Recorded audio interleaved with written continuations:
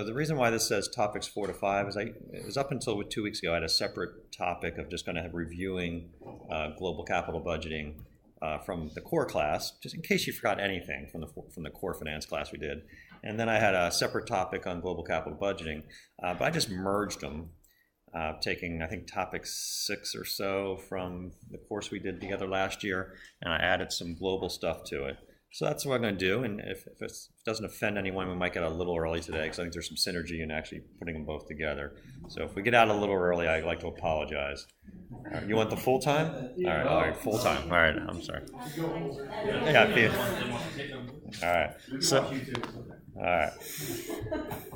So this may seem familiar because the first 10 slides you've already had. But let's pretend you didn't remember 100% of that first class we had together. When was that? Last February? January, February? Yeah.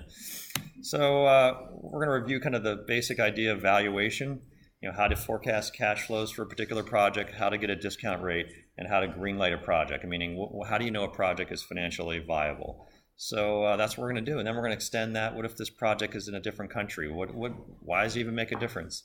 The first obvious one is, well, a lot of the cash flows are going to be another currency. That's actually a pretty easy thing to deal with. If project cash flows are another country or currency, just convert them using forward rates. That's going to be the bottom line. If you don't have forward rates, use one of those little models, those formulas I gave you, and you will forecast them. So we'll do both those ways. And then the bigger question is, well, all right, so what if I want to launch a business in Mexico versus Brazil? Should I demand a higher rate of return of Brazil versus Mexico versus America? Like, what are the risks of operating over there, and how much compensation should I require? Should I require a 9% return in Brazil and 8% in Mexico and 7% in the U.S.? Like, how do you figure that out? So we'll talk about those things, okay? Oh my God, I love these formulas. This is basically the core class in one slide. Yeah, it's like looking at baby pictures for me, right? It's just nostalgia, and I remember that formula. That was so fun. So the idea is every investment is evaluated based on the cash flow it brings into the organization, and we can't just add cash flows from different time periods. So what we're going to do is, because the money worth today is worth more than money tomorrow. So what we're going to do is we're going to calculate something called the net present value. And if the net present value is positive, that means the project cash flows are sufficient enough to pay the capital providers based on the risk of the project. So all we do is we take the first cash flow, which is usually a negative. Usually you're buying something to start things. And then you estimate free cash flows for year 1, year 2, year 3, year 4. And maybe it ends at some year, or maybe it goes on forever, and you have to do some kind of perpetuity calculation.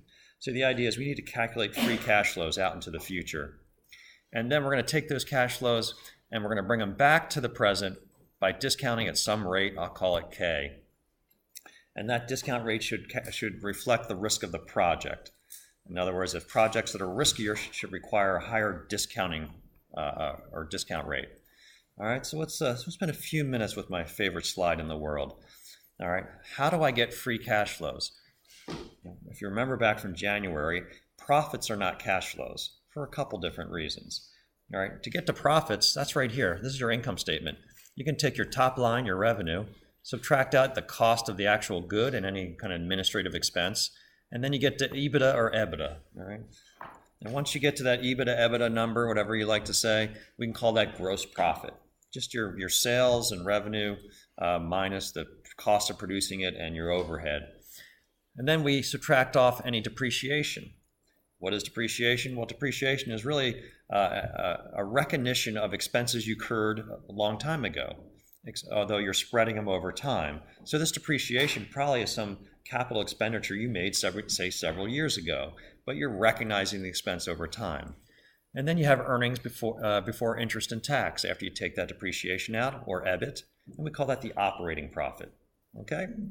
If you take out your interest, you're left with earnings before tax. However, for our purposes, we'll always pretend there's no debt financing to get to something called free cash flows to the firm. So let's just pretend the firm had no debt, so we can go directly to earnings before tax, take out tax, and then I'll call that the bottom line or net income. However, I'm going to call it the unlevered net income because I'm assuming there's no debt. So I'll call it the unlevered net income, meaning leverage means debt. So unlevered net income. The net income of the firm had no debt financing. All right, pretty straightforward. Easy peasy, right? You could do this lecture. All of you could do this lecture. All right. This is not cash flow. All right. The main reason this is not cash flow is mostly this.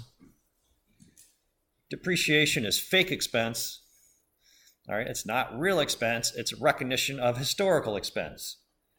All right. So if you buy a piece of equipment and amortize it or depreciate over 5 years, right? 5 years later, you're going to recognize an expense that you had 5 years ago, say 1/5 of it.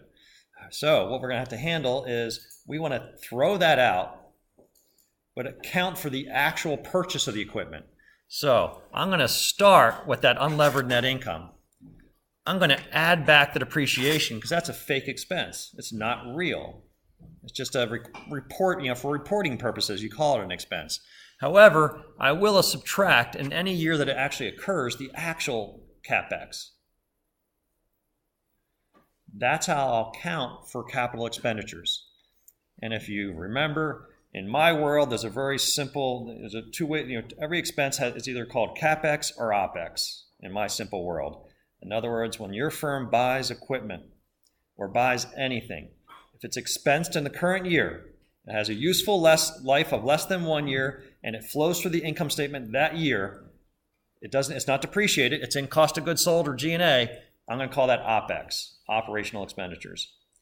Anything that winds up being expensed over multiple years, a useful life more than 1 year, all right, I'm going to call CapEx, capital expenditures. And those expenses work their way through the depreciation. So what I'm going to do is I'm going to take my unlevered net income, add back depreciation, that's the phony expense, but I'm going to subtract any real CapEx that happens in the year it actually happens.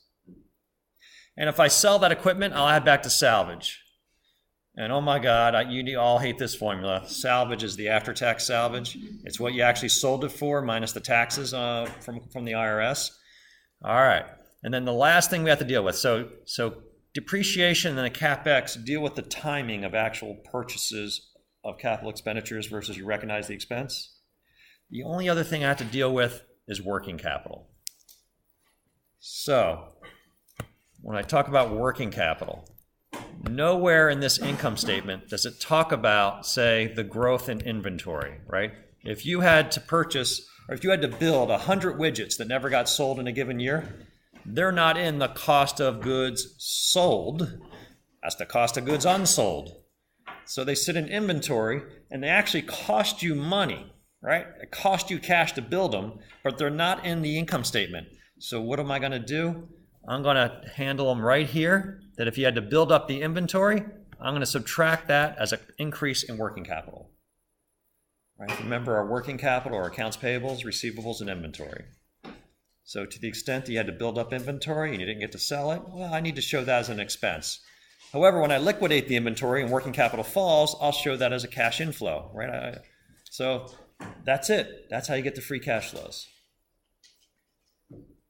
It's fun, right?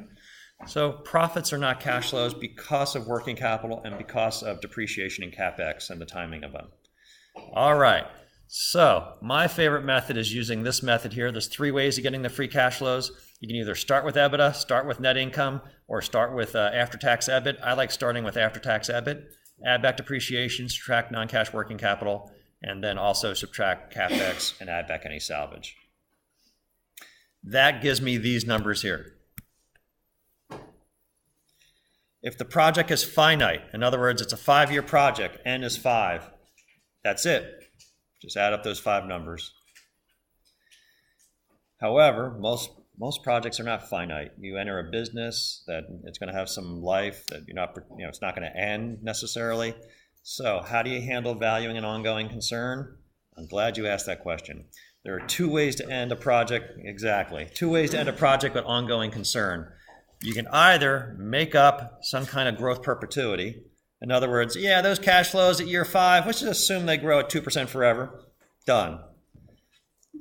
I'll just take that, say, year 5 cash flow over the discount rate at minus 2% and discount that back. Or I don't know which one of these methods is more common because they're both always used, or I see them both used a lot. The other way to do it is usually with an EBITDA multiple. And that is, hey, in our industry, we're going to launch this product line. In our industry, we just assume that any business is worth, if I look at other businesses in my industry, they're all worth about, 8 or 9 times EBITDA. In other words, if I want to buy a competitor in this space and they have EBITDA of $100, I probably could buy them for $800 or $900.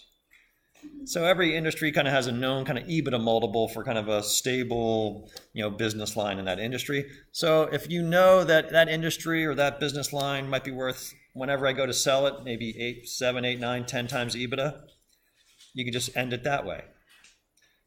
So you're just capturing, and the way to think about it is, at the end of year 5, if we had to sell it, how much could we sell it for? 5 times EBITDA. Okay, we'll do it that way.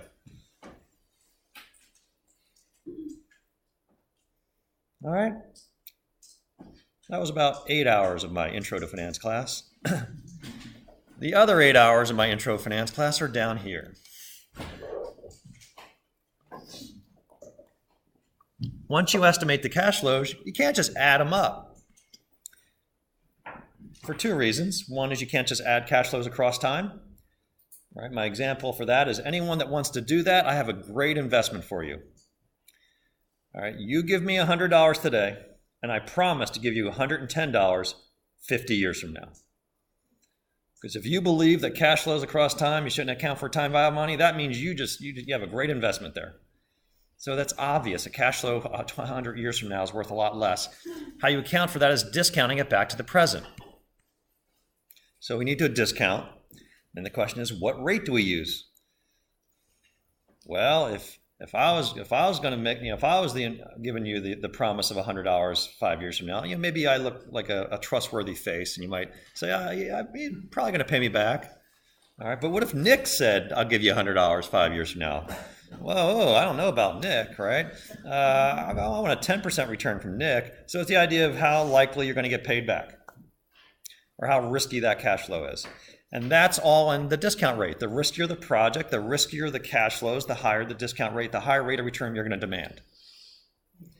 Now in business, we often use is simply the firm's weighted average cost of capital. So if Walmart wants to open another store in Conshohocken, what it would probably do is estimate the cash flows, and when they do the NPV for the store, they'll probably just use Walmart's WACC. How do you get to WACC? Well, it's the percent of equity financing times the cost of equity plus the the cost of debt financing times the times the weight of debt, the after-tax cost of debt times the weight in debt. So the basic assumption of using the WACC is if we're just launching another business in our industry, well, our current capital providers, debt holders and equity holders, we can just look at, see what they demand, and since it's in the same business line, let's just use that. So that's the justification for Walmart using their WACC to decide whether to open up another store. Okay? However, it's not always the WACC. For many of you that don't work in an area that's looking at new business related to, that has business risk, many of you work in areas like IT or infrastructure. Or, I want to make a proposal to replace all of Walmart's electrical, heating with solar. Well, if I'm going to do that, I don't know if I want to use the WACC of Walmart, because I'm not sure the cash flows of that project are going to go up and down with the economy. It's really just saving electricity, possibly. In that case, that discount rate may be just the after-tax cost of debt for the firm, which we say is a proxy for the risk-free rate. So any of you that are trying to get funded for an infrastructure project for your firm, and if you want to get it funded, you will argue as hard as you can that the discount rate should be the after-tax cost of debt and not the WACC of the firm. Does that make sense? Because if you're not, what you're saying is my project to replace this heater is just as risky as opening a new store. It's not. The cash flows aren't going to be up and down with the economy. It's just simply electricity savings. So don't hold me to the same, criteria as launching a new store. So infrastructure projects, I'd argue, should be discounted at almost treasury rates or risk-free rates, but for the firm, we call that the after-tax cost of debt as a proxy. All right, so that's the bottom line. That's the easy part of it.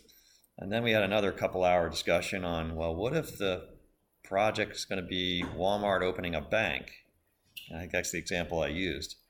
Well, if Walmart opens a bank, that's risky. I'm not going to use the after-tax cost of debt, and I'm not going to use the WACC, because the WACC of Walmart reflects discount retail risk. So what could they do? Well, the easiest thing to do is just use,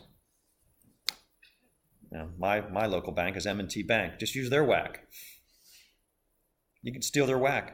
It's not proprietary. Just calculate their WACC, because that should reflect the risk of doing business in banking.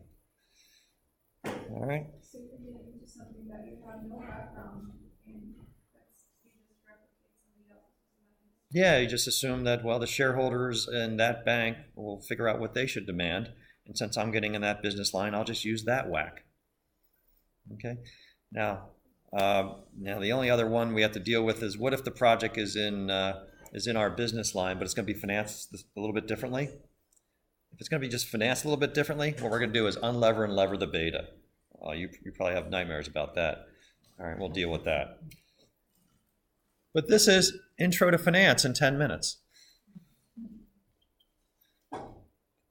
Maybe that's what you took away from the class. Maybe you didn't, but hopefully if doing the assignments this week, you'll kind of get back into it. So I think it's a nice opportunity to actually go back to a first-year topic and kind of see if I knew it, and then I'll throw a little wrinkles, making it international. Okay? Any questions? Okay. Let's do a few little exercises, then we'll internationalize it. So the first one, we did this example. Elke, you look so excited to do this.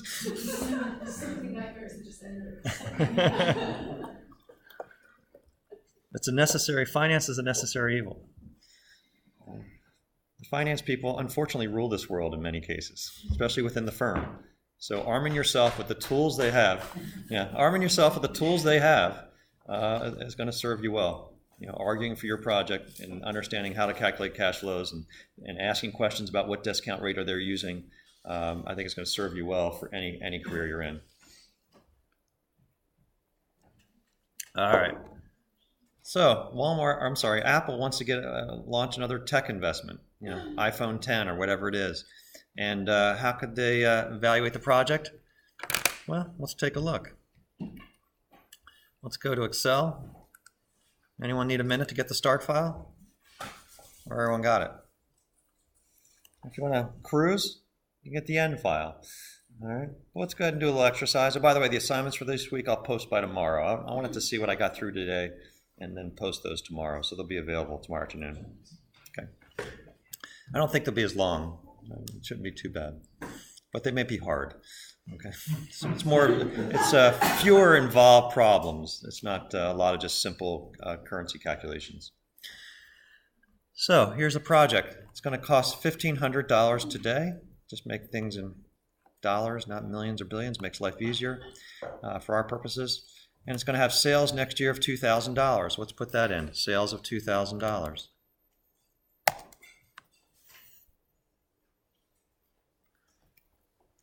Those sales are going to grow in the first year by 20%. So I'll take my $2,000 times 1 plus my growth rate in year 2. So those sales are going to go to $2,200.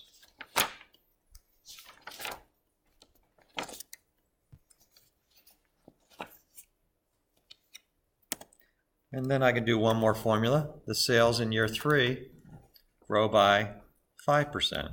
So I'll take 1 plus 5%.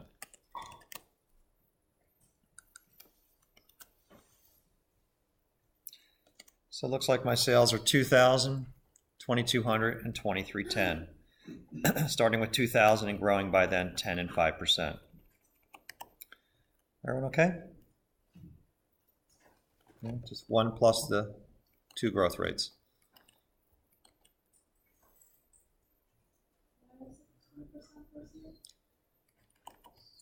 Sales in year 1 are $2,000, and an assumption or sales growth rate in year 2 is 10%. So I just have it growing by 10%. Oh, I'm sorry, 10%. I may have said that. All right. Next, one way of also trying to get to EBITDA is sometimes an assumption is made that you might historically look at what is our EBITDA or EBITDA as a percentage of sales. And what if we make that assumption that EBITDA as a percentage of sales is going to be 60%? Well, that means I can take my $2,000 times my 60%. I'm going to hit F4 on my computer because I have my function key highlighted, always on. I'm going to anchor B4. So my EBITDA is going to be, and I'll copy that across. There's my EBITDA for each year, 1,200, 1,320, and 1,386. All right, so just anchoring the EBITDA. This is the most involved spreadsheet. All the other ones are just tweaking this one, okay? So if you get through this one, you'll live. All right, any questions? Anyone need 1 minute? No? Okay. So depreciation. This project is going to cost $1,500 today to launch this project. However, it's going to be amortized, that $1,500 is going to be amortized over 3 years. So even though it's going to be spent today, I'm going to recognize a depreciation of $1,500, anchor it, divide it by 3, anchor it, F4. So I'm going to anchor B2 and B5. So I'm going to recognize 1,500 divided by 3. I'm going to recognize $500 a year as a flat line or a straight line depreciation.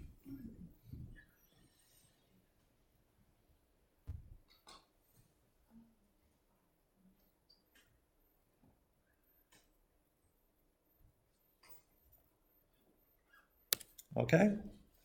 So I got EBITDA 1,200, depreciation of 500. I'll take my EBITDA minus my 500, that's my EBIT. I'll copy that across. So that's my operating profit. My operating profit. You can consider EBITDA your gross profit and EBIT or EBIT your operating profit.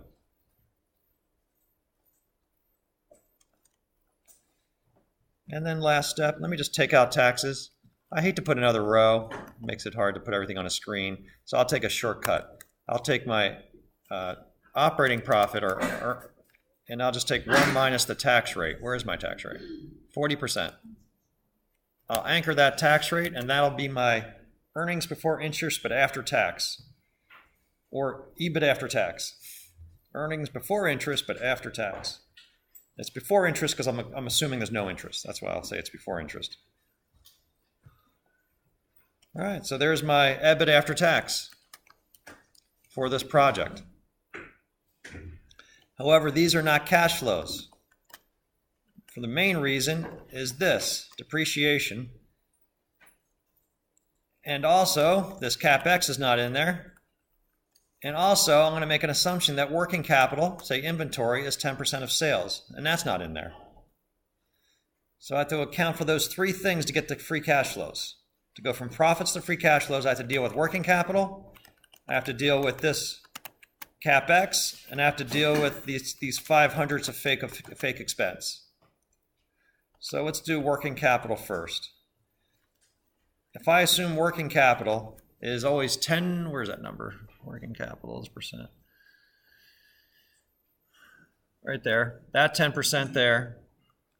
I'm going to anchor that times sales. We assume we're always going to have 10% of inventory in sales. I'm going to have inventory of 200, 220, and then I'm going to just assume it's 0. We're going to assume this is a project of finite life. In other words, we're going to shut down the project after 3 years. Therefore, inventories will be sold off, so they'll go to 0.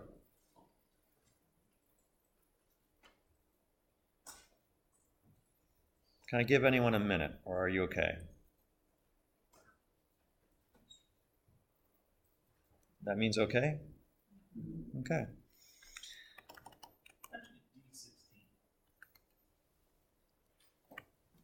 I anchored 10%, but I let this cell float over to the next row, or next column.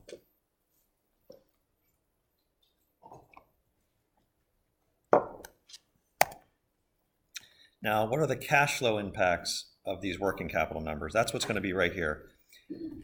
If I just take 200 minus the number before, in other words, it used to be 0. I went from 0 inventory to 200. That's going to be my change in inventory. So here's my change in inventory every year. Just take the C minus B and then just copy that across. So inventory is going to go up by 200, go up by another 20, and then go down by 220 as it's liquidated. So that's the growth and then decline of inventory. That's going to be the cash flow impact. That growth of 200, it's going to cost me 200. That's going to cost me 20, and then I'm going to get it all back when I sell it. But we'll do that down here. So we're almost done. Now we just need to get from EBIT after tax, which I'll just take a link right there, down to free cash flows. All right, there's my EBIT after tax. I'm going to subtract the change in inventory, or the change in working capital. That is a source of cash, or that's a use of cash. So building up that inventory in year 1 is going to cost me $200. Building up another 20 of inventory is going to cost me another $20, but then I get it all back because this is a finite project and it's all liquidated at the end.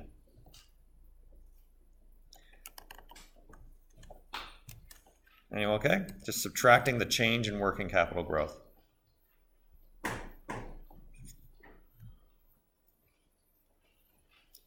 All good? Yeah. I'm not sure this is entirely relevant. If you're assuming that you're going to sell the inventory and make the same value, that's why you're going to get it all back. Do you do something different to factor in markdowns?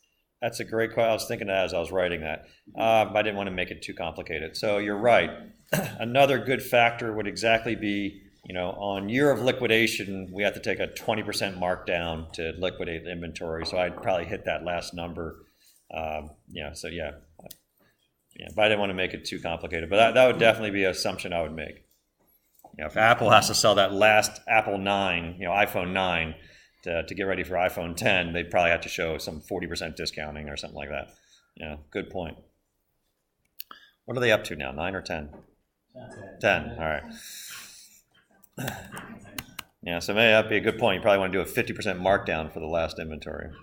Now I'm going to add back the fake expense, depreciation, because it's not a real expense. However, I'm going to subtract today the initial CapEx in the project. So I'm going to add back the 500s, which add up to 1,500, and subtract the $1,500 today. The net effect is 0. I'm just taking out the fake expense of the future, but recognizing it when it's incurred. So the net effect is 0, but it's going to have an NPV effect because the present value of $1,500 is a lot higher than the present value of 500 plus 500 plus 500 in the future if I discounted it. So the only effect that really has of adding back depreciation and subtracting CapEx is you're just adjusting the timing of the cash flows to actually when they occur, when they actually come out of your pocket.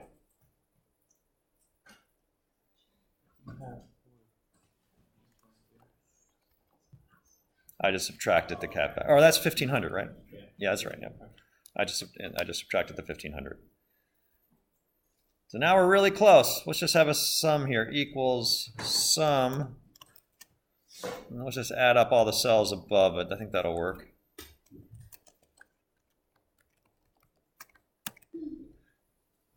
And those look like my free cash flows. If Apple was going to launch this business, this is what the cash flows will look like. The exact timing of when you spent the money, including the effect of working capital, assuming this project shuts down at the end of year 3.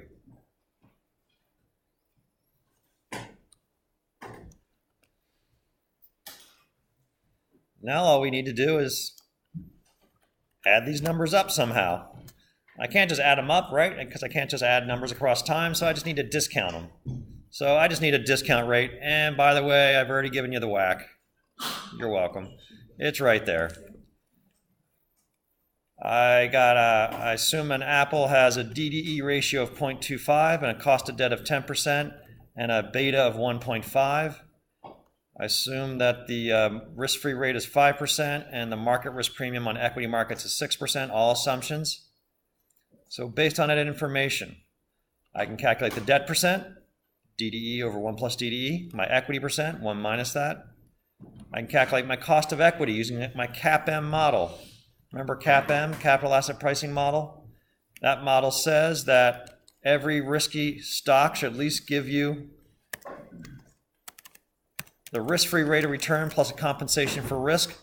That compensation of risk is beta times the market risk premium. Beta measures the sensitivity of the stock's return to the overall stock market. So a beta of 1 means that firm, if the market's up 10, that firm's up about 10. A beta of 2 says if the market's up 10, you're up about 20. The market's down 10, you're down 20. That's what a beta of 2 means. Now the market risk premium tells me that on average, what is the stock market return over the bond market? The risk-free rate. So if the risk-free rate right now is, we'll say it's 5% now, this is assuming that the stock market gets an 11% return. Since the risk-free rate is 5, the market risk premium tells me on average stocks will have a 6% return over bonds. So I take that model and I say that Apple's stockholders at least have to get a 5% return, the risk-free rate. And then the compensation for taking risk, well, the measure of risk is beta, and the compensation for risk is the market risk premium. So equity holders, stockholders of Apple should get 5 plus 1.5 times 6. They should get 14% return for holding Apple stock. Sorry, what is the market risk premium? What is measured? All right, so the input to this cell should be your guess for the next 3 years at least in this project. What should the stock market's return be minus the return of treasuries? So is it worth to put your money somewhere else? It's literally, but no, it's literally just what is the expected return of the stock market over risk-free treasuries. Now, I'll give you a hint. If we look at the data last 80 years, well, we can Google that. Let's Google, let's get a blank tab there because I have an embarrassing doctor's appointment. Let's Google the modern NYU updated data. And let me show you where I would get it. You don't have to Google that, but let me. So this is a researcher at NYU. He's kind of known as kind of the father of evaluation at this point. And he provides a lot of free data. And one of his data sets is historical returns on stocks and bonds. And from 1928 to 2017. All right. And I could download this data. So 1928, the stock market was up 48%. And the bond market was up 80 basis points. So the stock market was 42% above the bond market. In 1931, the stock market was down 44% and the bond market was down 3%. So it was a negative return. So what I would do is I take the average of this column and the average of that one. Usually has the summaries down there.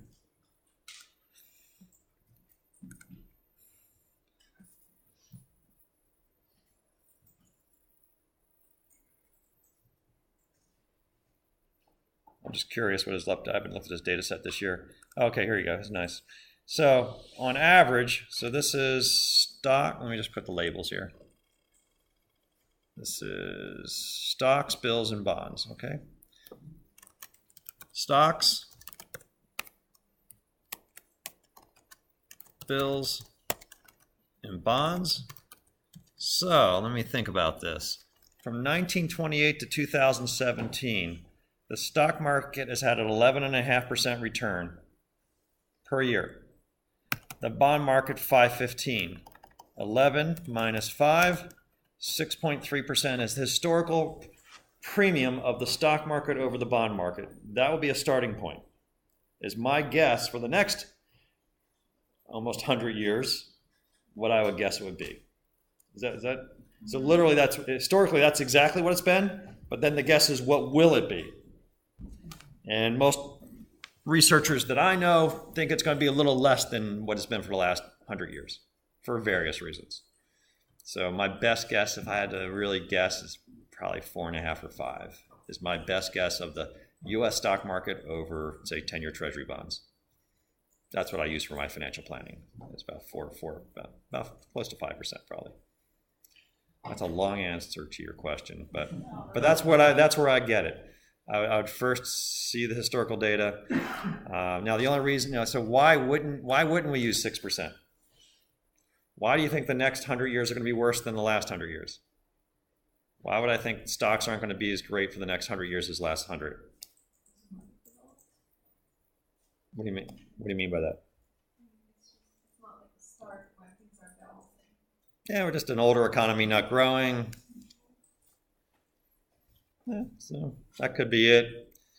Could be stock prices at kind of a high level right now versus historical levels, look measured by things like PE ratios and things like that. So maybe the stock market maybe in the future won't grow as fast because it's done really well over the last few years. And there's also the survivor bias.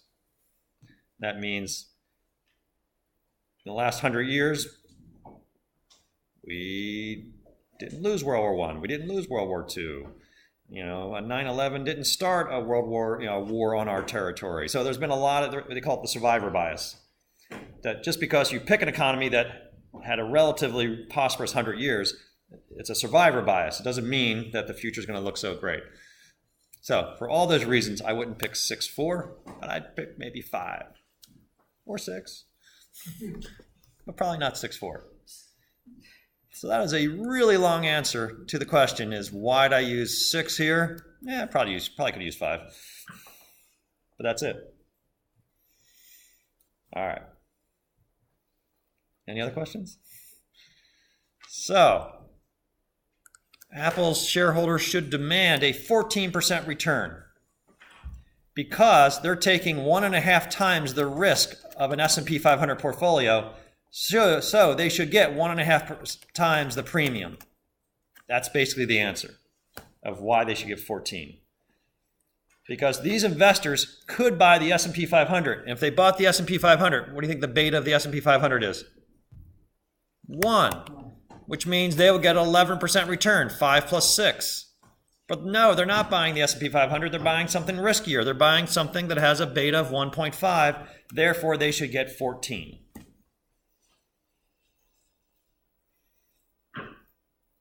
That's the model. Beta measures the risk. The market risk premium is the compensation per unit of beta, where 1 is average risk for the market.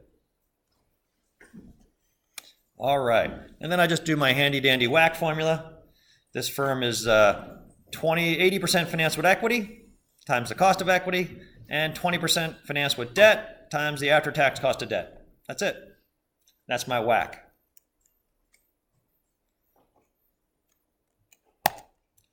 All right. So that allows me to use the WACC, this 12.4%. Let's make sure this project returns a 12.4% return. So I'll do it the easy way. Equals NPV. Put in my discount rate, the WACC, comma, the future cash flows only, limitation of Microsoft product. It's not actually the NPV. Because I need to then close that off and add the first cash flow. And you might remember that from last year's class. The NPV in Excel is not actually the NPV. It's actually just the present value of future cash flows because it assumes the first cash flow is the end of the period, not the beginning. So this project will create value of $791. So do it. That means when these cash flows are enough to pay your equity holders 14% a year and your bond holders 10% a year, and there'll still be enough money left over. When I add all that together, it's $791. So it's literally the value that's created even if you paid off your equity and debt holders. That's what NPV tells you. There's enough money to make the payments. And then the other measure we usually calculate is IRR equals IRR. Take all the cash flows, 38%. That's why the NPV is positive. Because this project is actually earning 38%, and if your capital providers only want 12, there's plenty of money left over.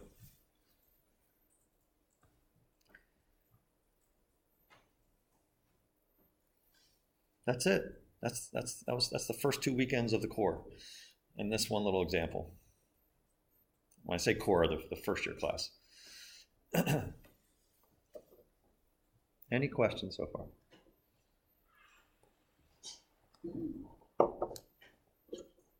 All right. So, project looks awesome. We'll do it.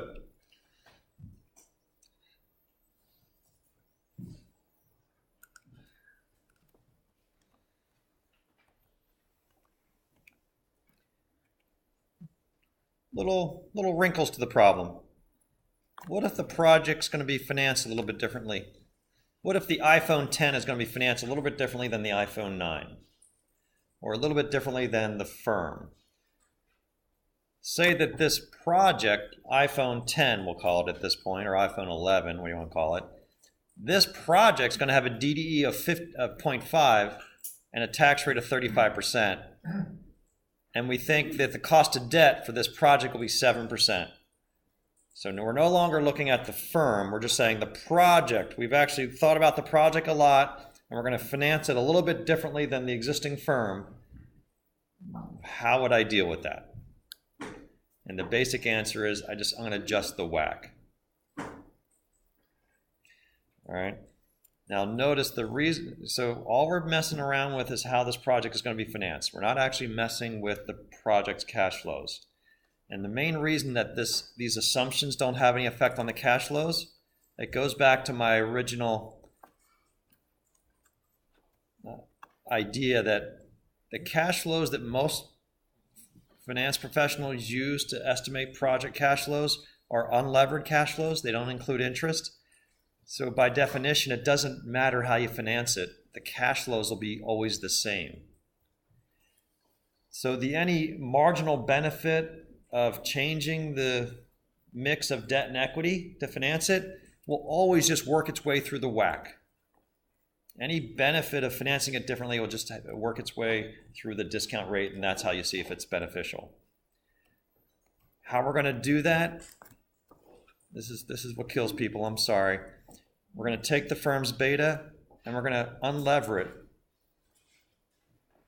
In other words, if I take their beta, which has debt already in it, it's levered, and I divide by 1 plus the after-tax debt-to-equity ratio, that would be the beta of Apple if they didn't have any debt. And then I'll just re-lever it based on the project's DDE ratio, and that would be the risk of the project's beta with the new financing. And I'll just work that through the WACC formula, and I'll add the new cost of debt. That's it. That's how I'll adjust for the fact that it's financed differently. So we'll just do a couple formulas here to do that. That's pretty easy. I'll get rid of DeModern's data here. I hope DeModern's younger than me, because I hope he doesn't die and stop updating his data, because I rely on it a lot. So this new project, everything else is the same. I just made an assumption the tax rate was different, just to say what would you do if the tax rate of the project were different than the firm. So I just made one assumption just to show. So say this project, you've estimated the tax rate's going to be different. Maybe you're in a higher tax state or municipality, or maybe a lower tax state because you got some sweetheart deal. Well, you can just work that through the project and just say that the profits before tax times 1 minus, you could use this new tax rate. It doesn't have to be the corporate tax rate. I'll anchor that. That's the only thing I want to do to cash flows. And I didn't have to make that assumption. I just want to show you if the project's cash flows had different tax rates. And I'll just work that through. All right, so that's done. And then all I need to do is get a different WACC based on the project having a DDE of 0.5. What's Apple's DDE? 0.25. So Apple, the company, has a DDE of 0.25 and a beta of 1.5. This project is going to use more debt. What do you think is going to happen to the beta? It's going to go up. A firm with more debt is going to be riskier. In bad times, things are going to get worse because of the use of debt financing, right? So I've done one of the hard formulas is I took the beta of Apple and divide it by 1 plus the after-tax DDE ratio. This is the beta if Apple had no debt. Apple's beta would go from 1.5 to 1.3 if it got rid of all its debt. It's just dividing by 1 plus the after-tax DDE ratio. And then I'm just going to take that formula and all I'm going to do is do the opposite. I'm going to re-lever that beta, take that beta of 1.3 and multiply times 1 plus the DDE ratio of the project times 1 minus the tax rate. The tax rate's right there. So what it should wind up being is something greater than 1.5 because the DDE ratio has gone from 0.25 to 0.5. So it's the unlevered beta, H10, times 1 plus the after-tax DDE ratio. DDE ratio is an H14, and the tax rate is an H15. So this project would have a standalone beta of, wait for it, 173, because it's using more debt.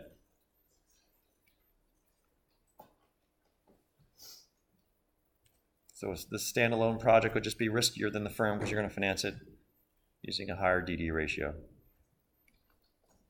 And I've already made the assumption here that the cost of debt is going to be 12%. So now I'll just have to do my CAPM formula here.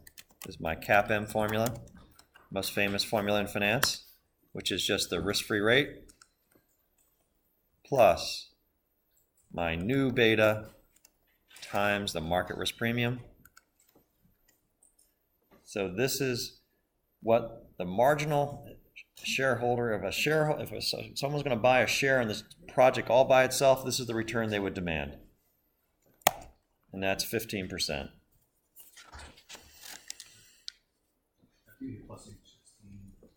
It's a risk-free rate, F2, plus that new beta, H16, times the market risk premium, 6. I like the project levered beta. Yeah, sure.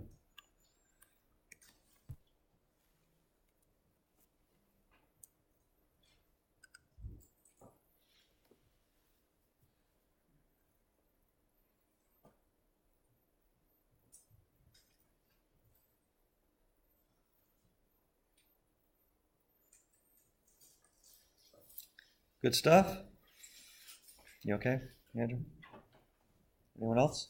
All right, 2 more calculations and we're done with this little calculation. So this project, standalone cost of equity, required return that equity holders would demand for this project, it's not going to be 14%, it's going to be 15% because there's more debt. That's it's a riskier project. Last thing I need to do, I think WACC is actually, the formula's in there for you. So the last thing I need to do is just calculate the debt percent. The debt percent is not the DDE ratio.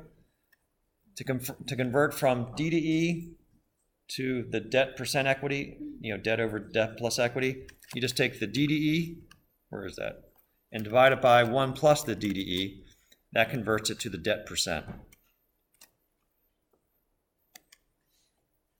So it's just the DDE over 1 plus DDE is the actual percentage of equity financing in the firm. Now, if you want to know why, if a firm is financed 50 cents of debt for every dollar of equity, that's what DDE means. That means it would have $1.50 worth of, for every $1.50 of financing, it would have 50 cents of debt, right? 0.5 to 1. So it must be 0.5 over 1.5, and that's what the 33% is. 1 minus that is the equity financing. And there's my new WACC. 12.85. All that work to go from 12.4 to 12.85. And by the way, the project still looks awesome. All right, here's the new NPV using the new WACC. But we knew that because the IRR is so high, it doesn't even matter how you finance it. Right? The IRR with the new tax rate is still 41%. So it's almost irrelevant. A lot of times before I actually go calculate a WACC or a discount rate for my project, I first calculate the IRR. If I see IRRs of 30 and 40%, I don't need to waste a day of my life trying to figure out if my WACC is 12 or 13%. The project's going to be good. I know my WACC is not going to be 30 or 40%. So I won't sweat the details of my WACC. All right.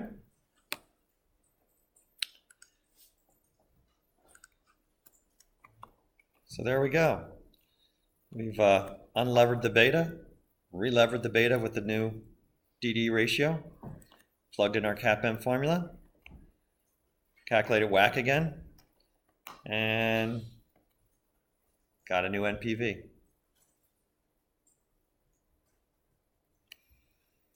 And then we'll do one more exercise, and then we'll do a mini break, and then finish this lecture. How's that? And then one more exercise is, what if this project wasn't iPhone 11, it was the launching of Apple Cable? But it's the same cash flows.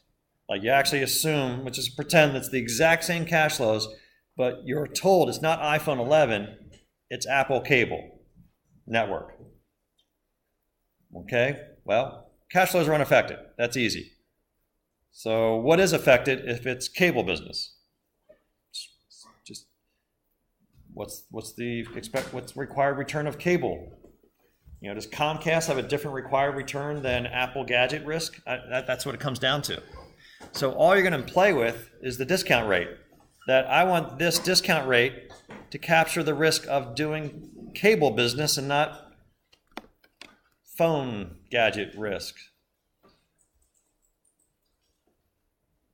And there's a pretty easy way to do that. I'm going to steal Comcast beta. I'm just going to take Comcast beta of 0.96, take Comcast DD ratio, I just wrote them down here, of 0.32, and Comcast tax rate of 37%.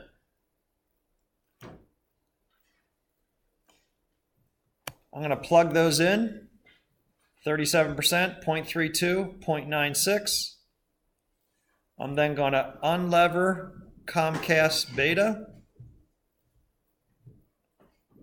and try to figure out what the beta of Comcast would be if they had no debt, and then just relever it based on the project's D to E,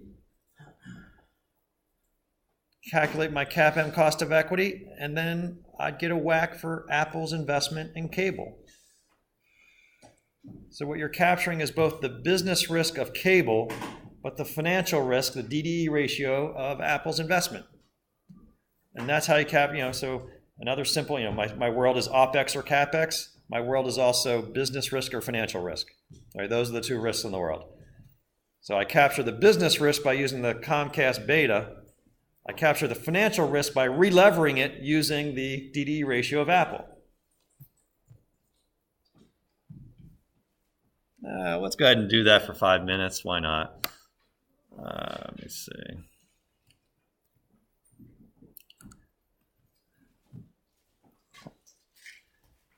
So here's the data I collected from Comcast. They have a tax rate of 37%, a DD ratio of 0.32, and a levered beta of 0.96. This is from 2 years ago. I got this data. So I can just figure out what would be the beta of Comcast if they had no debt. You can do this with me if you'd like. Take their beta, divide it by 1 plus the DDE ratio after tax.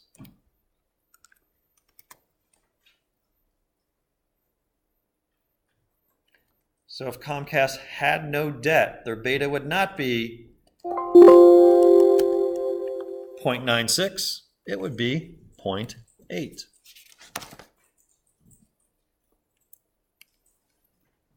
Okay? And there's just one more step in this spreadsheet.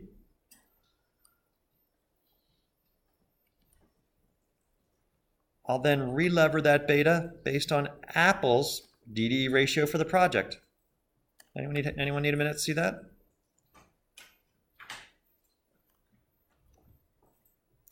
So if I take that beta and then just relever it based on the project's 1 plus the project's DDE ratio, somewhere around here, times the project's tax rate, I'll just leave this formula up, that would be the beta of the project. It's basically Comcast beta with Apple's debt. It's a little Frankenstein beta, right? It's just kind of mixing two things together. You're capturing Comcast's beta without their debt and then layering on the debt of Apple.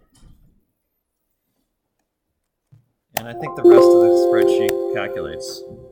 And I got a 1017 WACC, which is much lower than Apple's WACC. So it's telling me that cable risk is a lot, or the cable industry is much less sensitive to the stock market than Apple. Although it could be that Apple's a big part of the stock market too. Apple is like some 5, 6, 7% of the US stock market, right? Some ridiculous number like that. Someone Google that.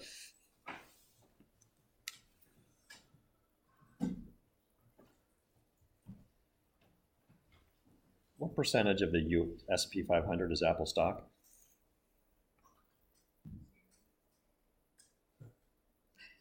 It's not giving it to me. What's that? 4.5%. So 4.5% of the S&P 500 is Apple, followed by Amazon. No, followed by Microsoft, 3.5%, then Amazon.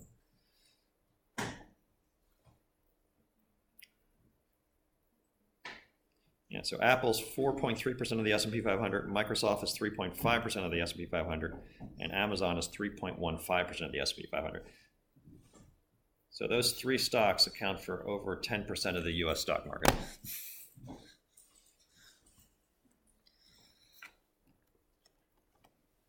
We only care about Tesla in this class. Is that all you care about? Too bad it'll never survive. I have no idea. I haven't actually looked at it. I don't find it a particularly attractive car. So. All right. So there we got the NPV using the new WACC. It's the same cash flows, but since it's in cable, I'll use my different discount rate, and then I'm done. All right.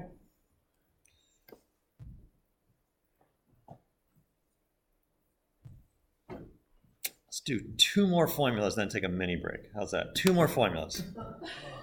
Berna, you look like I just stabbed you in the heart with that statement. You're right in front of me. That's the problem. I am. Last 2, because I want to finish off this cable. And then we're done with the cable.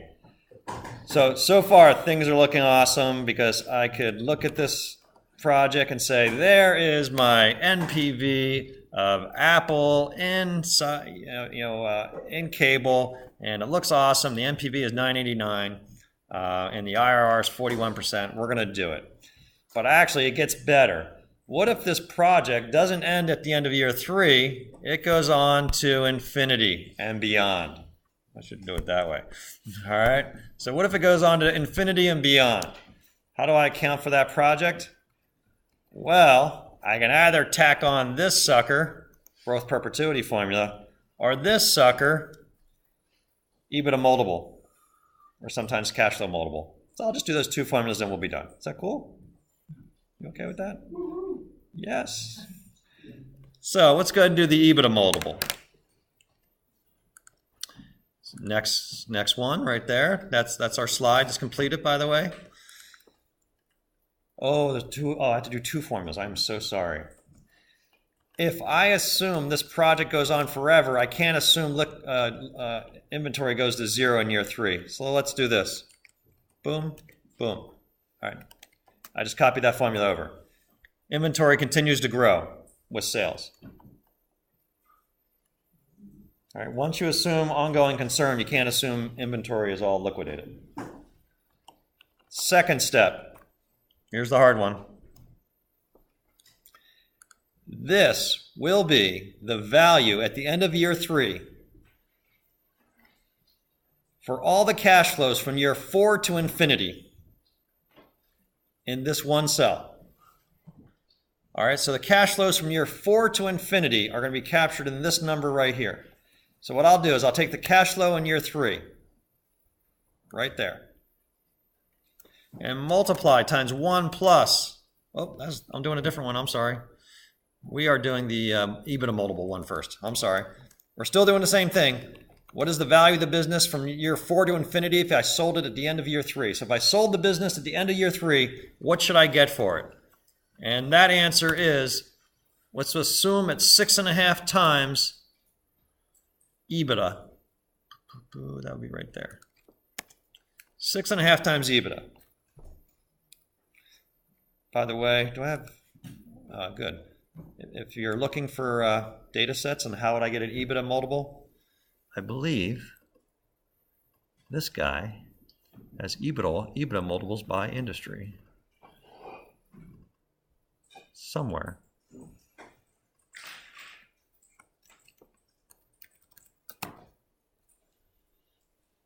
By country. So, for example, and so a lot of people ask me, where would I get this data? There's a couple hard pieces of data to get. This is one of them. But here's starting points. Where'd that go? Oh, it's coming. Looks like 80-some industries.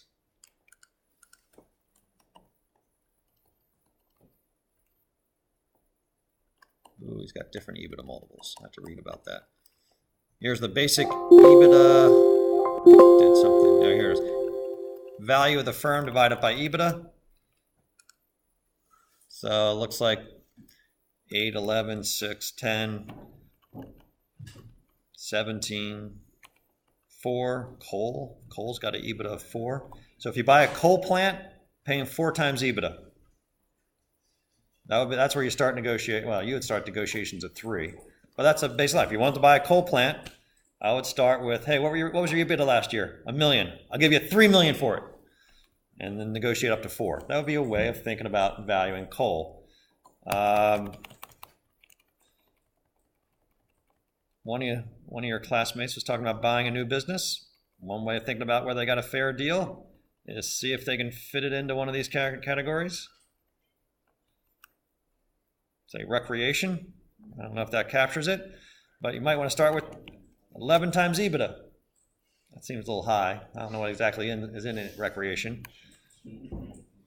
But if they made $1 million last year, maybe I should pay them $11 million for the ongoing concern of that business.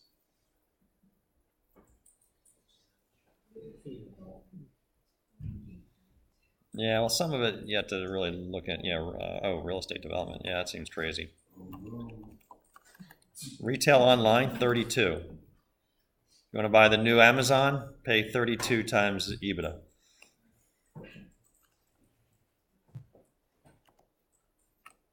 Average is 13 in the U.S. stock market without financial firms. Because financial firms, you can't trust their numbers. All right. So I use 6.5. And a lot of the deals, I know some attorneys that do a lot of deals, and a lot of them turn up to be in kind of the 6 to 12 range. A lot from talking to them. So that's it. I'll take my free cash flows. Years 1, 2, 3. Here's the value of selling the firm to some other chump in the end of year 3. You get $9,000 for it. Therefore, in year 3, you picked up your $1,000 from the company and $9,000 from selling it. Just pretend you sold it. And then just calculate an NPV based on that. That's how you do an ongoing concern. Pretty awesome. One other way to do this formula here is don't use the EBITDA multiple. Use the growth perpetuity formula. Let's assume that cash flows grow at 2% forever after year 3. Last formula, before Berna gets a break, is I'll take my year 3 cash flow, E23, times 1 plus 2%. That'll be the cash flow in year 4. Then I divide by the WACC minus the growth rate. That's my growth perpetuity formula, cash flow over R minus G or K minus G. So that's the cash flow in year 4. I'm going to divide all that by my WACC, 1017, minus my perpetual growth rate, 2%, and I'll pay $13,000 for it.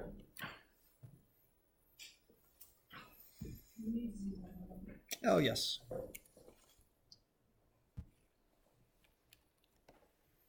So that's the cash flow above it, times 1 plus the 2%, divided by WACC minus 2%. That's the growth perpetuity formula.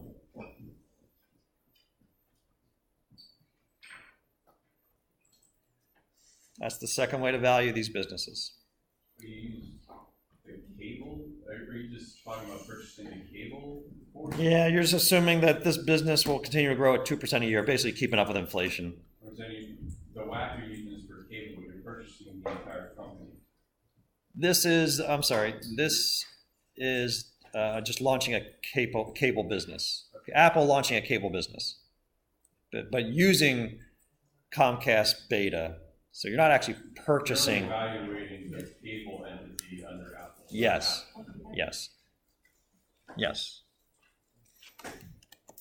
And that's the second way to value ongoing concerns.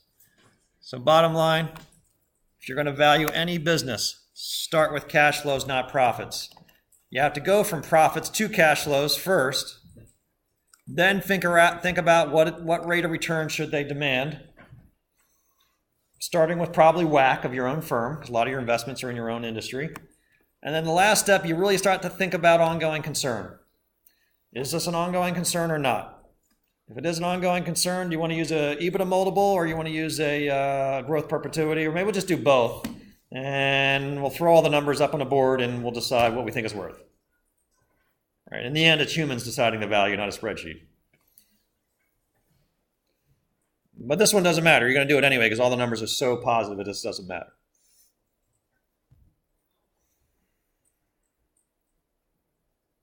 That's it. That's the Intro to Finance, your year 1 course.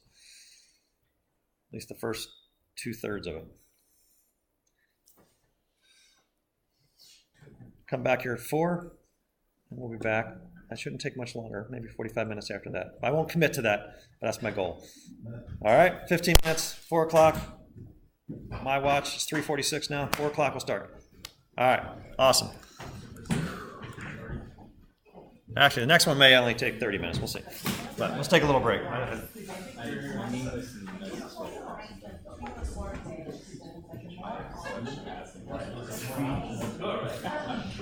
hadn't had a 30 books in years, and the first finance. What is wrong? So finance gives you asset refunds? Just finance, though? Really? I for about a month or 2 after finance class, I didn't really get much Did I cause this? Yeah. I'm not even, and I mean this in the nicest way. I'm trying really hard to clear. Wow. I hope you don't get a recurrence because The problem is, I was fine, and I just quit and so I'm hoping Well, this should be more secure that you're going to finish the program. yeah, that's kind of, this isn't getting too much. So she does all these stuff.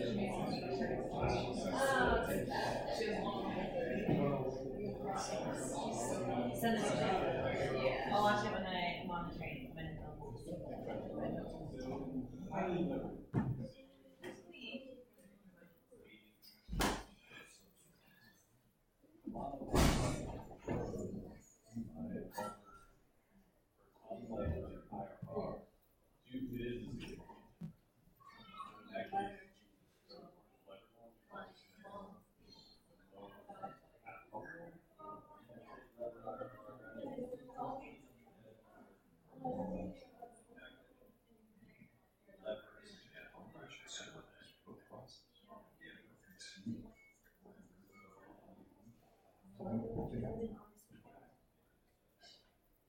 Yeah, but wait, that was what I was have to charged. recognize that when people are going off site, then they're not needed here. And we're paying twice for food. So that. Give me some specifics, so I can talk to her. Everything is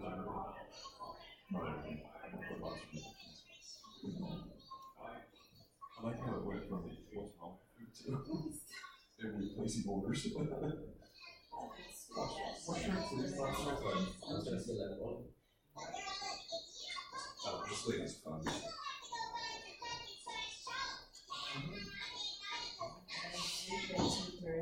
Why do people like to look like that?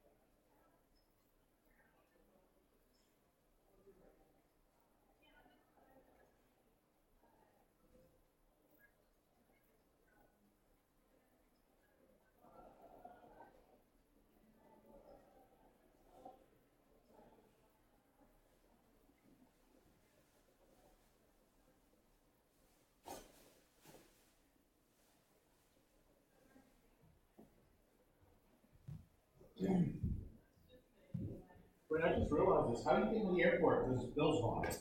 Taxi.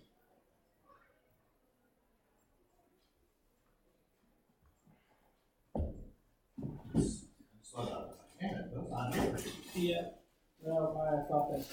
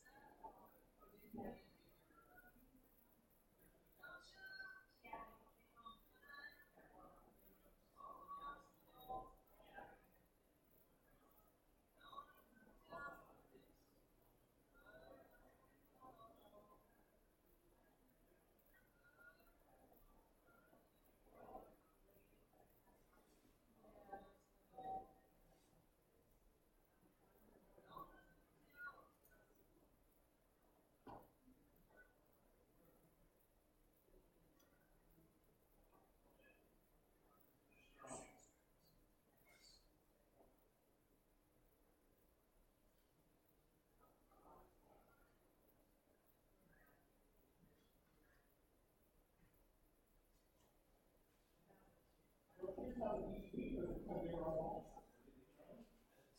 where Denny has all the presentations, so presentations done, you leave, but some are staying till 6. Okay, I thought that he ducked out lunch, he must have just been putting his stuff in. So he's still there running presentations till 6:30. Our team got it off last year, so 4 o'clock. Well, they got a bigger class than we don't get 37. 37. How many teams are there? Are you teams of 5 or 4? Or? I think 5. 17s maybe.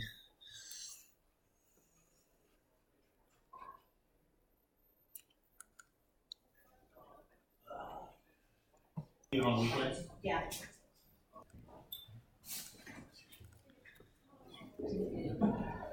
Sure. It's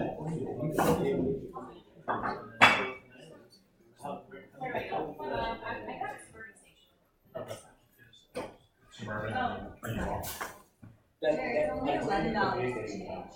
But it only takes 35 minutes. Oh, it's already. Yeah. I think that's about it. I'm still reading Origin. What's your turnaround? 8 versus 8 or 8:35.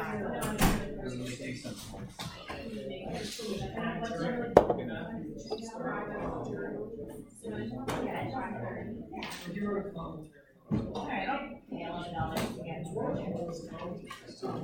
All right, so what if Apple's going to invest in cable business, but the cable business is going to be in Mexico City or some other country?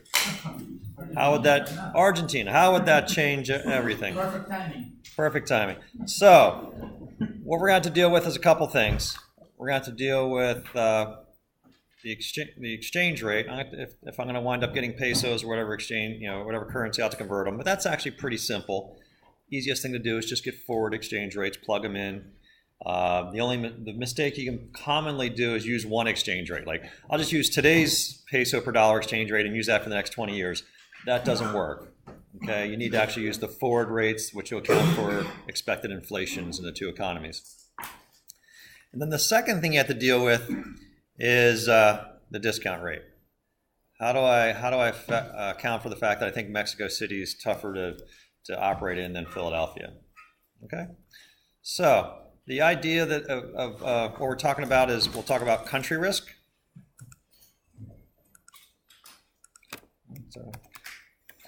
All right, so country risk is a term that us finance weenies use to kind of capture the risk of doing business somewhere else. Now, these risks could be a number of risks. It could be the risk of a currency crisis. What if you're generating all these pesos and the peso collapses and your U.S. dollar revenues collapse? It could be expropriation. You set up this nice high-tech cable network in Mexico City, and the Mexican government says, "Hey, that's pretty nice. That's really something that this country needs to have. Thank you very much. We'll take it." All right. It could be legal risk. You set up that business, and some court decides that you're breaking some kind of law, and they need to shut you down. There could be tariffs and quotas, which are in the news today.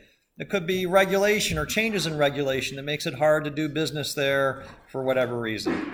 It could be changes in tax rates, whether it's taxes on foreign income by the American tax authorities, or it could be Mexican tax or Mexico City tax. It could be just the risk of, say, inflation or exchange rates changing and you're not uncertainty of what cash flows you're going to get. There could be an economic crisis in Mexico and affects your business. There could be terrorism, violence, crime that affects your ability to get things done, and also just things like infrastructure, the ability to get power, transportation, communications, web services, anything like that. So these are just are some of the types of country risks of operating, and what we're usually talking about are places that are riskier than the U.S., which means that the institutions aren't as developed as the U.S. All these institutions, the legal institutions, infrastructure, and so on, taxes, and so on. All right, here's just a map. Here's one company that does country risk analysis, and they rate most countries in the world of kind of the places that are safe to do business and the places that are relatively risky to do business. And you can see the safest places in the world where I probably wouldn't worry about country risk are U.S. and Canada, Scandinavia, Western Europe, Australia, New Zealand, Japan. Sometimes Chile is considered the safest place. Iceland. So these are the safest places to do business in the world. And if I was doing that, maybe I don't worry about country risk. Iran, Iraq, we're not going to worry about that right now, but those would be places that your company probably has a policy, or at least there's corporate restrictions and legal restrictions in the United States for doing business. That'd be, let's say, most of Africa, right? If you want to do, say, Tunisia versus, doing something in Morocco, how can I account for those risks? So this is what we're talking about, is kind of, if you want to do Mexico, it's somewhere in this mid-range risk, where this is the U.S., this is Mexico. So what we're going to do is we're going to try to adjust the discount rate based on the risk. Yeah. What kind of things would make, looking at the map, like France versus Germany, both of the Euro blocks, what would it be? Yeah, so say France versus Germany, each one's going to be country specific. My own research into France has to do with the rigid labor laws versus Germany. It's much harder to fire someone, hire someone. There's a lot more restrictions on ability to change pricing in France versus Germany. It kind of, as an American, it was really strange to have their sale month in France. Right? There's restrictions on how you can discount products at a retail store in France. There's a legal sale month. I forget what it's called. Anyone know what I'm talking about? Yeah. So it starts around July and goes to August, and there's literally codes in the French commerce code that says on the first day you can have sales at this percent, and then the sale prices go down to 20%, and then 30%, and so it's like legal restrictions for having sales. And so what if you're a company that's used to doing business in America, and everything just goes on sale and no one buys it at full price, and you go over there and you realize, so that's just an example. It's very hard to hire and fire. What's that? It takes 2 months vacation in the summer. Yeah, vacation. So a lot of it's kind of labor, a very difficult labor environment in France. But I only know that one because I was spending some time there this summer, and I looked into it. And why say Norway versus Sweden or Finland would have different risk, I'm not sure. It's like Norway, Sweden, Finland have slightly different colors there. All right. Can we think about something similar in state-wise in the US too? I haven't seen any kind of ease of doing business by state in the US. And a lot of those factors would also apply. Right, and a lot of them might be very industry specific, like some states might be very friendly to oil and gas and others friendly to manufacturing. So yeah, I just haven't seen anything published that kind of has state rankings of ease of doing business. Yeah. But fortunately or unfortunately, if anyone's going on taking global immersion, we're going to spend an hour and a half on this and talk about all the different flavors, how these things are flavors of risk, and how these companies put these risk scorecards together. And then when you go on your trip, we're gonna kind of develop a scorecard specific to Hungary and Czech. So that's exactly what that course is going to be about, is risk assessment. And then talk about whatever the risks are in Czech versus Hungary, how could you mitigate them? All right. International capital budgeting, easy part is doing the exchange rates. The tough part is adjusting the WACC. All right, so the cash flow is going to convert to dollars using spot and forward rates for the most part. Now, adjusting the WACC, there's an easy way and a hard way. The easy way is simply take your domestic WACC. So Walmart wants to open a store in Mexico City. Just take their Walmart WACC, and all you do is add a sovereign risk premium. Some people call this the Goldman Sachs method. And all you do is say, well, Mexican 10-year sovereign bonds are 2% above U.S. sovereign bonds, our treasuries. So I'll just add 2% because that must capture the risk of Mexico.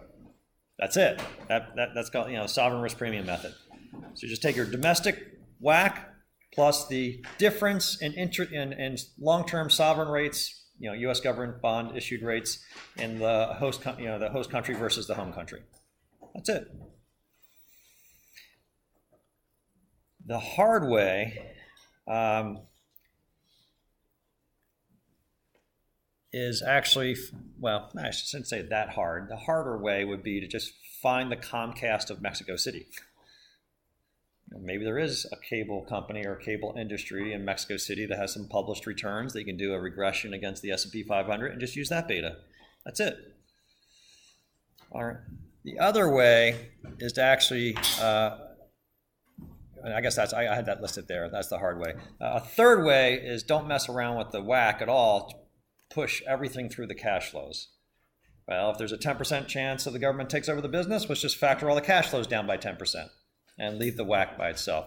So here's a little summary that I used in our first year class. These are all the different discount rates you can use to looking at a business. All right. If your project has no market risk, and I say market risk, the fluctuations in the S&P 500 will not affect the value, the cash flows of this project. You know, say replacing solar energy with traditional energy. You should probably be using the after-tax cost of debt as a proxy for risk-free rate on your project. That's the easy one. If your new project, say Walmart or Apple, wants to launch another phone or another store, just use their WACC. And if they want to use a little bit, get a little funky with the financing, just lever and relever the betas and get a new DD rate and get a new cost of debt. All right, so either risk-free rate, WACC, or just take a WACC and adjust it for the new DD ratio. If it's in a different industry, use someone else's beta. Get a proxy beta. Get Comcast for Apple. And then you could lever it, again, just using your DE ratio. All right, so this is our first exercise of Apple launching another iPhone, and then Apple launching another iPhone using different debt, and then Apple getting into the cable business. And actually, we actually did both of these. It's Apple getting into the cable industry and using a new DD ratio. So those are the three exercises we just did.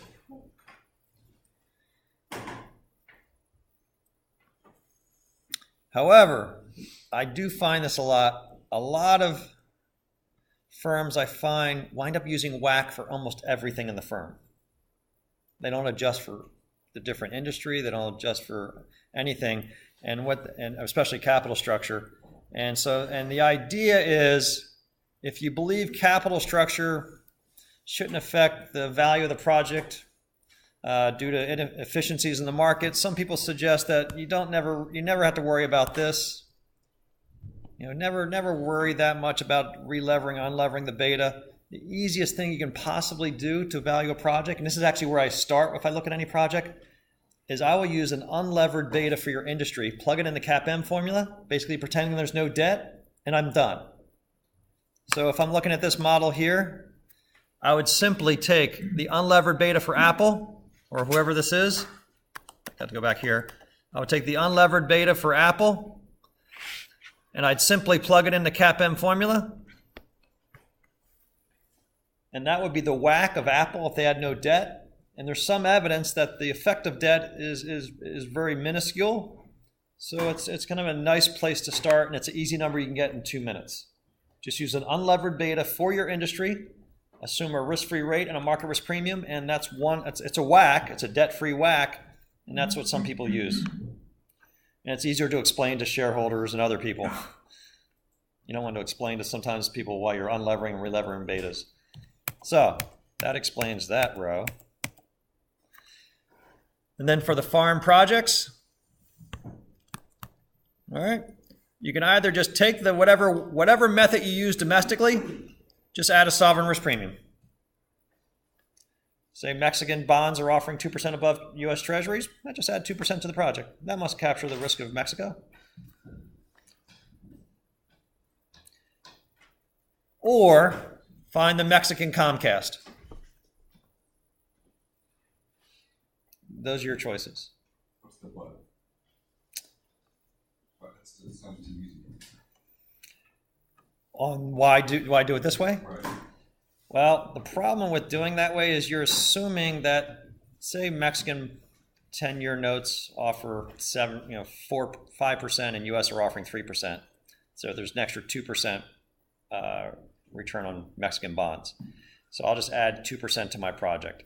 Your basic assumption is somehow that 2% captures the risk of me doing cable business in Mexico. But what if that 2% simply reflects the extra inflation? Or what if that 2% just simply reflects the fact that Mexico could go bankrupt and it's a 2% bankruptcy premium? Like, we don't know what that 2% is. We just observe 2%, and it may have nothing to do with doing business in Mexico. You're just hoping it does. So it's just a very crude way of saying, well, riskier countries tend to have higher rates on debt, so because of their exchange rate risk and going bankrupt, and that must have some relationship to doing business, therefore I'll just use it. It's just kind of a shortcut method of trying to make other countries look riskier, and it's an easy number to find in 1 minute. All right. So I just have, if I wanted to do Apple's cable business in Mexico, I could just do this real simple thing to do the cash flows. All right, so these are the cash flows in that spreadsheet we already made. It's this row right here, right? It's this row right here. What if these were in peso and not dollars? What if they're in pesos? Well, all I would do is I'd look at the current price of the peso. I would just Google USD MXN, right? USD MXN would be the peso price of the dollar. All right, if I look at that today,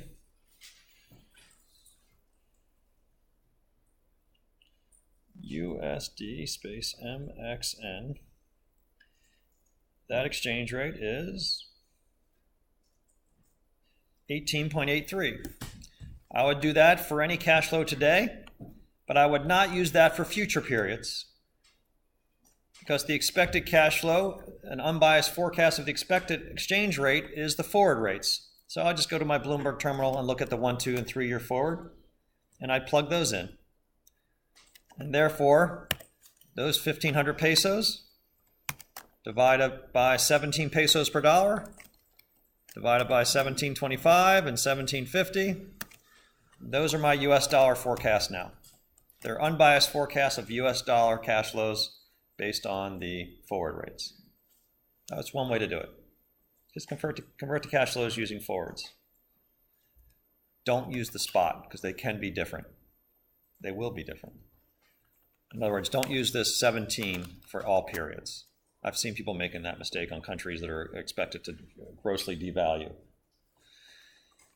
The other way to do it, what if there are no reliable forward rates in that country for whatever reason? All right, this is the preferred method. If there are forward rates, use it. However, you can use the purchasing power parity formula and just say, if today's exchange rate is 17 pesos per dollar, just multiply times 1 plus the peso inflation or interest rates divided by 1 plus the US inflation or interest rates. Copy that across and just use those. Whoops. I'll put that formula back up.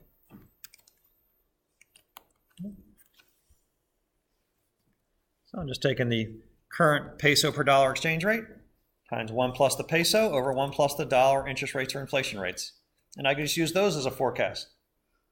The advantage of doing this is a lot of times forwards only go out in about 5 years, but you can use this method, say if you had long-term treasury rates, 30-year treasury rates, you can use this method to go out 30 years.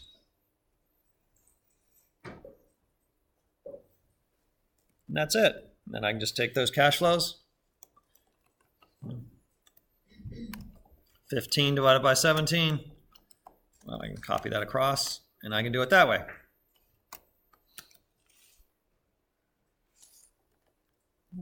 And the example I have here, they're pretty close.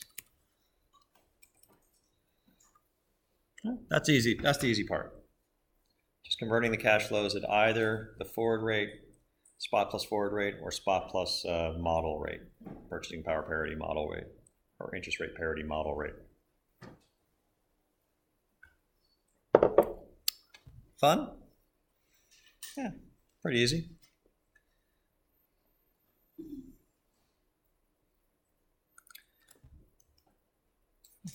And then the last thing I did is I would adjust the discount rate. Now, I didn't actually do it for Mexico, for Apple. The easiest way to do the discount rate for Apple's Comcast cable investment in Mexico City is just take Apple's WACC, and then if say Mexican sovereign bonds are 2% above US, just add 2% to it. That's one way of doing it.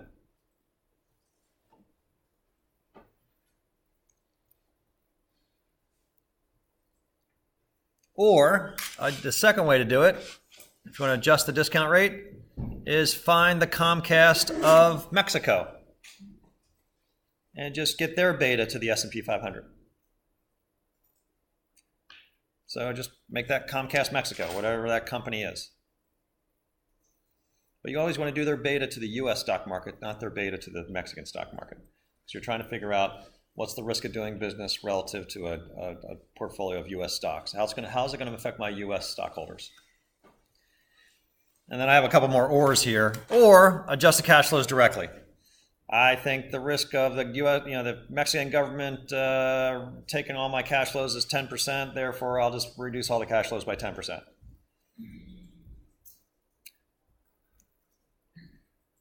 There's risk of power failure in Mexico City. I want to be up and going 24 hours a day. Therefore, I'm going to spend $1 million to buy a generator at our facilities, and I'll just plug in the cash flows, and I've gotten rid of my infrastructure risk. I'll just plug it in the cash flows. However, there's also a view that says never make an adjustment to WACC for foreign projects, especially for a firm that's already global, because Apple's WACC already reflects a global business, so it's kind of a naive way of thinking that my current WACC is domestic only. So there are a lot of companies that are already diversified internationally that just says, let's just use our WACC.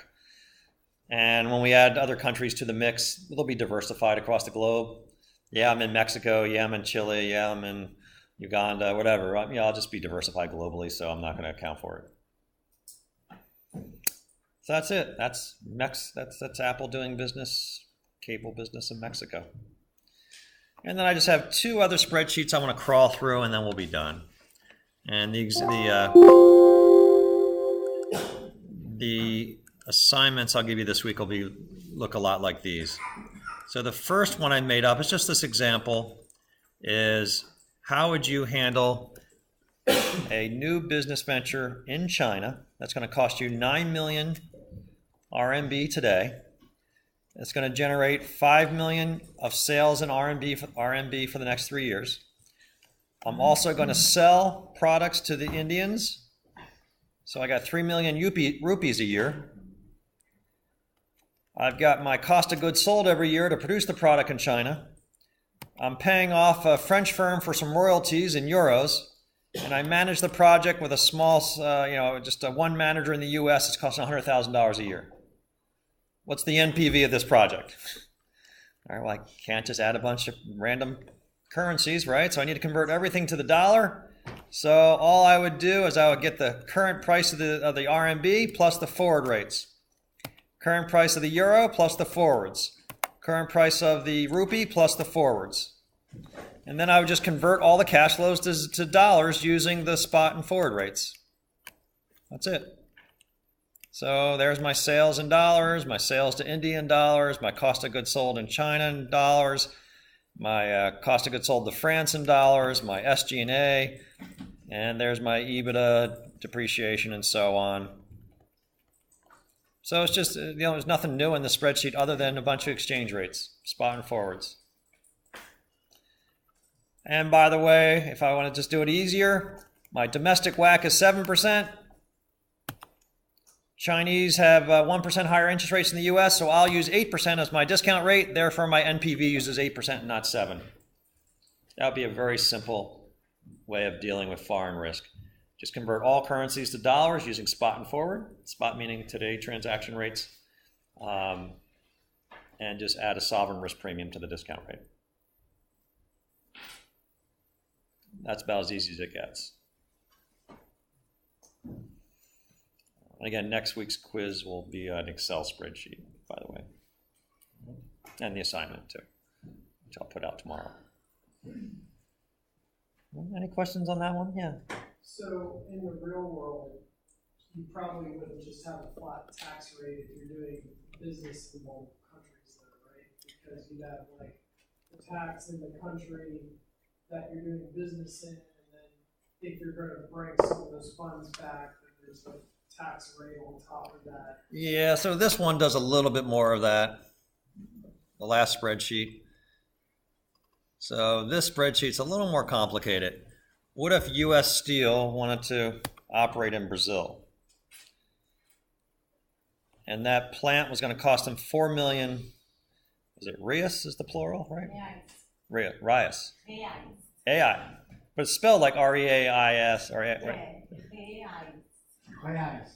Reais. Yes. Reais. All right, so if I say it fast, they won't notice I'm saying it really poorly. So 4 million reais. You're just saying that to make me feel better. All right. I was over there, and the person that was leading our tour kept saying that word, but we're always looking for like real. We're like, what has she been saying all this time? It sounds like she's saying like EIs or something like that. Anyway, a bunch of those Brazilian currencies, 4 million of them. And then we're going to have, so that's today's. And then we're going to generate 1.5 million at the end of the first year, pay 40% tax there, pay another 15% tax in the US, have depreciation of 3 million or 300, capex of 200. So all this is in real. That'll give me a free cash flow in real of 510. So I just have my capex, 4 million. I got my free cash flow of 510. I then assume the cash flow grows in the second year by 15%. So I just take 510 times 1.15. Grows by 8%, grows by 5%, and then grows by 1.5% forever. So it's a kind of a simple valuation of capex today, free cash flows next year, then the cash flows grow at 15, 8, and 5, and 1.5% forever. It wasn't a tax rate. This is operating profit margin. I'm sorry. This is the tax rate. All right, so I just used that data to just to get a free cash flow number, which is just revenues times operating profit. That'll give me my EBITDA. Take out my taxes, add back depreciation, subtract capital, capex, and subtract incremental working capital. That is a kind of a short method to getting to free cash flows. And then I just use those. Okay, so these are my cash flows. Then all I'm going to do is I'm going to forecast the exchange rate. I'm not going to use forwards. So let's pretend I can't get good forward rates in Brazil. Well, I just have down below. Here's my forecast, or here's my Brazil interest rate. Here is my U.S. interest rate. So I just use interest rate parity to forecast the exchange rate every year. Today's rate times 1 plus the relative interest rates. I think they're interest rates. It could be inflation rates. It doesn't matter, as long as they're both the same. As long as I use both 2 inflations or 2 interest rates, I'm okay. I can then use those. 4,000 reais times 1 over the exchange rate. And there's my US dollar cash flows. All right, you okay? And then I just did one little extra step here because Heath wants me to. I assume there's a repatriation tax of 10% when you bring your earnings back to the US. So I take another 10% off here. So I have an assumption down here, it must be somewhere down here, of a repatriation tax of 10% when I bring the money back to the US. So I have 2 taxes. I got the 15% in Brazil, and I have the 10% when it comes back to the US. And then I just calculate the NPV.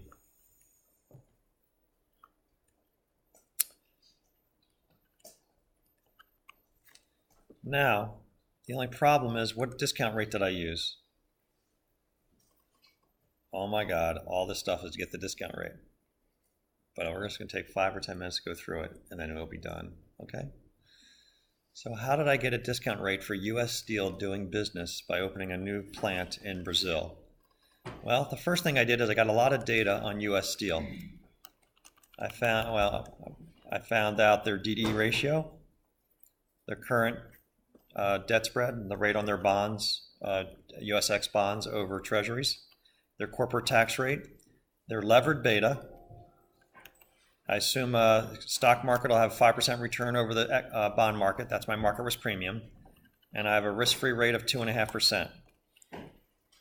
Then this looks like something we did a year ago. I calculate the WACC. Here's my cost of debt, here's my cost of equity, and here's my WACC. All right, so this is a simple cost calculating WACC. So you'll have a problem this week, they'll have you calculate WACC. If this project was in America, I would just use that WACC. But it's in Brazil, so what am I going to do? Well, I could do it the easy way. What if Brazilian 10-year rates are 7%? Well, I could just take 7 minus the US Treasury rate and just add 4.5% to it. I could do it that way, or 4.25%. So I could just take the sovereign rate in Brazil 7% and just add 4.5% to my WACC. But I'm going to do it a little more complicated. I would take 4.5 plus 7.3. Yeah, I would take the difference between U.S. Treasuries and Brazilian Treasuries, and or whatever they're called, and I would just add that to my domestic WACC, and I say, well, that must capture the risk of doing business in Brazil. That extra 4.5% will be kind of an extra hurdle for my project. But I just got a little fancier because I can do that. I assume that the new project's going to have a different DD ratio than the firm. So what I do is I wind up unlevering, where is this? I wind up unlevering the USX beta, relevering it based on this new DD ratio, calculate a new debt percent. And now I did this a little differently. If you look at this, here's the Brazilian cost of debt. I just added a new cost of debt. I just made an assumption on the cost of debt. We'll say it's 4.25%. And I calculated my WACC. So it's just unlevering and relevering the U.S. Steel's unlevered beta, relevering it based on the firm's new debt to equity ratio, and then wind up adding this 4.5%. You know, so I wind up there's the 4.5% there. So I just wind up using a new WACC with adding the 4.5%. That's kind of a simple way of doing it. All right, so the good news doing international capital budgeting isn't that hard. The bad news doing domestic capital budgeting is, right, just getting to the free cash flows. But if it's an international project, the only thing you have to really deal with is converting the cash flows back to dollars. And the easiest way to do it is just use today's exchange rate plus forwards. They're published on Bloomberg. Just use them. Or call your bank and ask for them. You know, your bank will give them to you if you don't have a Bloomberg terminal. And then as far as dealing with the discount rate, the easiest thing would be just adding the sovereign risk premium. The harder thing to do is find the U.S. Steel of Brazil and getting their beta and calculating a new WACC. And that's it. And then I got fancy here. I did a little data table. Well, it looks like it broke there. So I did a data table and just saw how the discount rate and the perpetual growth rate assumptions, as they changed, what would happen to the NPV. Okay, I have a perpetual growth rate assumption in this formula. And that's it. That's how you handle international projects. All right. Any questions? We'll have questions. I'll give you the assignments tomorrow, hopefully by the end of the day. And if you have any questions during the week, email me like a few of you have been doing. I'll try to answer them as fast as I can. And we'll get together next Friday. I think next Friday's case is a ES. Yeah, so be careful. It's not AIFS, it's AES. But I think you'd figure it out because when they ask you to value an option, you'd be like, what the heck was that about? All right, so I already read it, right? Okay. So, rather do it before. all right, so AES is a simpler case that's looking at an actual company that was trying to get a set of discount rates to use across the globe. All right, so it's a company, I think it was Power Generation, that's looking across the globe. How do I get discount rates for all my different projects? And then next week's lecture, it's going to be good times. We're going to do some transaction and translation exposure. So I'll explain what those things mean.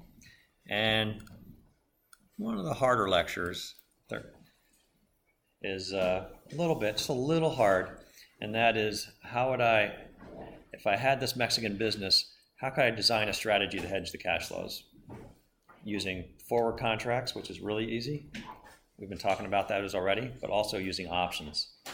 I could buy an option to lock into a Mexican peso to dollar exchange rate 5 years from now. And maybe I only pay a couple cents on the dollar to have this option to lock into an exchange rate, but I can walk away from it. So I'll talk about how people use options and forwards to hedge FX risk. That's the week after. Yeah, week 4. Week 3.